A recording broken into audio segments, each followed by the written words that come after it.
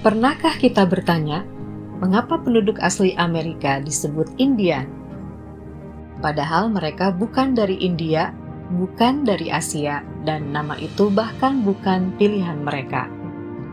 Lalu bagaimana bisa satu kesalahan pelayaran mengubah identitas jutaan manusia selama lebih dari 5 abad? Untuk memahami itu, kita harus kembali ke akhir abad ke-15. Ketika dunia masih dianggap hanya terdiri dari 3 benua.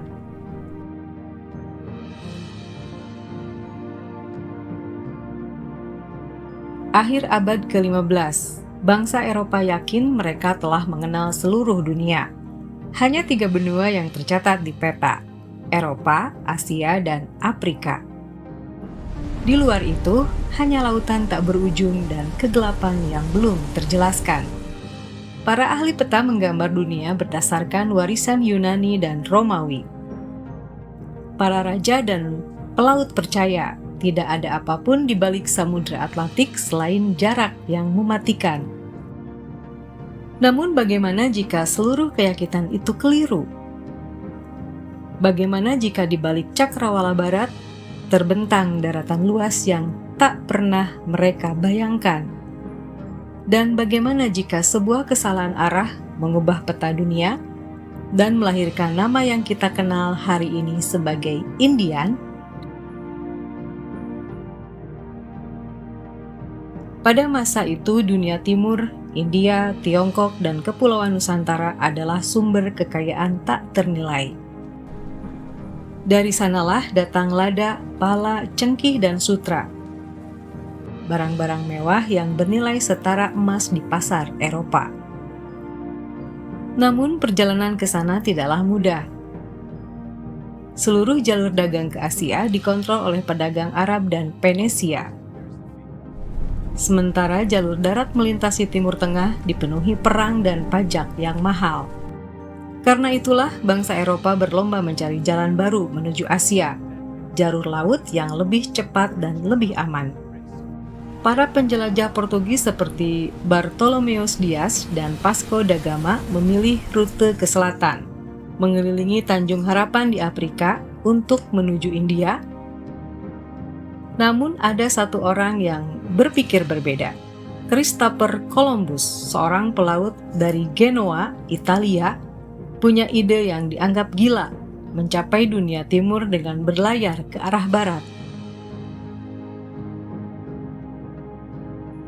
Columbus percaya bahwa bumi itu bulat, dan jika bumi bulat, berarti Asia bisa dicapai dengan berlayar terus ke arah barat. Ia meyakini jaraknya tidak sejauh yang orang lain pikirkan.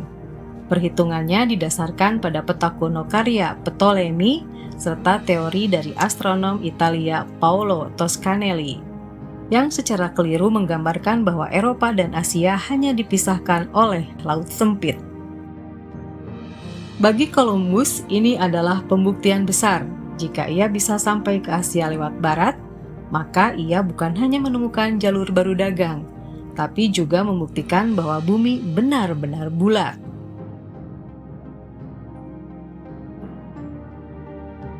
Columbus berkali-kali menawari idenya ke berbagai kerajaan Eropa, Portugal, Inggris, bahkan Prancis. Namun semuanya menolak. Mereka menganggap jarak itu terlalu jauh dan beresiko. Hingga akhirnya Ratu Isabella dan Raja Ferdinand dari Spanyol memberinya kesempatan. Bagi Spanyol, ekspedisi ini bukan sekedar perdagangan tapi juga kebanggaan nasional, peluang untuk menandingi dominasi Portugis di lautan.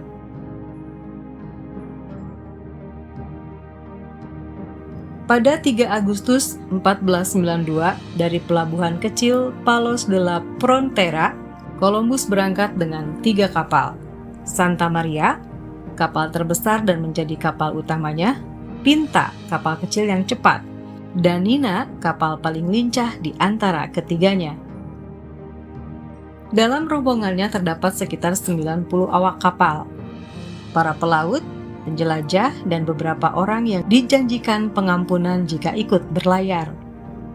Mereka menyeberangi Samudra Atlantik, melewati Pulau Kanari, lalu terus ke barat, menembus laut yang belum pernah dijelajahi siapapun dari Eropa.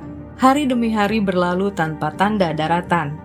Persediaan menipis, moral menurun, dan sebagian awak mulai panik. Namun Columbus tetap yakin, di depan sana Asia menunggu.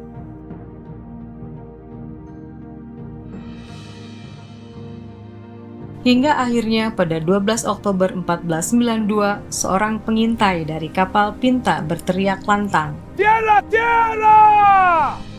Tanah di depan!"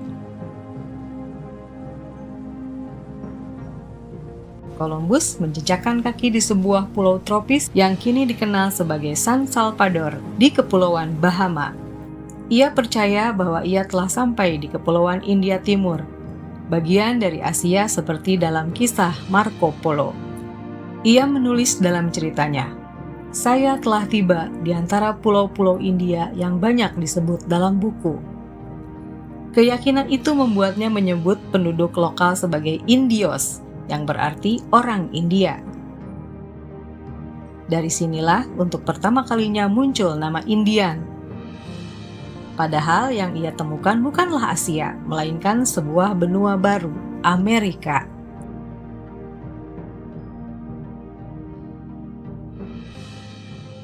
Columbus tidak berhenti di situ.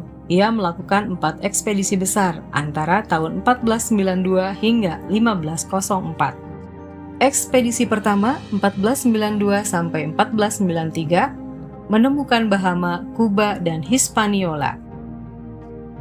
Ekspedisi kedua 1493 sampai dengan 1496 menjelajahi pulau-pulau Karibia, Dominika, Jamaika, dan Puerto Rico. Ekspedisi ketiga 1498 mencapai pantai Venezuela di Amerika Selatan, daratan besar yang kini kita tahu sebagai bagian dari benua Amerika. Ekspedisi keempat 1502 sampai dengan 1504 menyusuri pantai Amerika Tengah dari Honduras hingga Panama.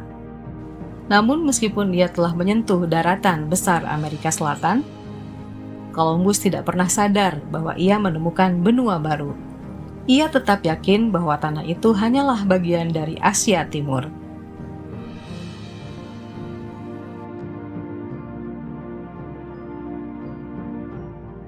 Columbus wafat pada tahun 1506. Masih percaya bahwa ia telah membuka jalur barat menuju Asia. Ia tidak pernah tahu bahwa di balik pelayarannya, ia justru membuka gerbang bagi dunia baru. Sebuah benua yang kemudian dinamai Amerika, dari nama penjelajah lain, Amerigo Vespucci, yang menyadari bahwa tanah itu bukan Asia, melainkan benua tersendiri. Namun kesalahan Columbus meninggalkan warisan abadi, sebutan Indian bagi penduduk asli Amerika, nama yang lahir dari kekeliruan, tapi melekat selama berabad-abad di sejarah, bahasa, bahkan hukum kolonial. Columbus berlayar mencari Asia, yang ia temukan justru dunia yang tak pernah ia pahami. Ia mengira telah tiba di India, dan satu kesalahan itu mengubah nasib jutaan manusia. Nama Indian lahir dari kekeliruan, namun kekeliruan itu tidak pernah benar-benar diperbaiki. Sejarah kemudian menyebutnya penemu, padahal yang ia lakukan adalah membuka pintu yang tak bisa lagi ditutup. Ia ingin membuktikan bahwa bumi itu bulat, namun yang terbukti adalah betapa mudahnya dunia berubah oleh satu keyakinan yang salah. Dan sejak hari itu, peta dunia berubah. Bahasa berubah, sejarah berubah. Sebuah nama lahir dari arah yang keliru. Sebuah benua dikenal lewat kesalahpahaman. Dan dunia tidak pernah sama lagi. Terima kasih sudah menyimak sampai akhir. Silahkan subscribe dan share channel ini. Sampai jumpa di episode berikutnya.